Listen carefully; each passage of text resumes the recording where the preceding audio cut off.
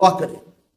ہم اکثر یہ سوال سنتے ہیں کہ ہمیں کتنی بار دعا کرنی چاہیے، دن میں کتنی بار دعا کرنی چاہیے. تو پالوس رسول اس کا جواب دیتا ہے کہ ہر وقت دعا کرنی چاہیے. یسوع مسیح نے جو ہے لوکا کی انجیل اس کے 21ویں باب کی 36ویں آیت میں کہا ہر وقت جاگتے اور دعا کرتے رہو.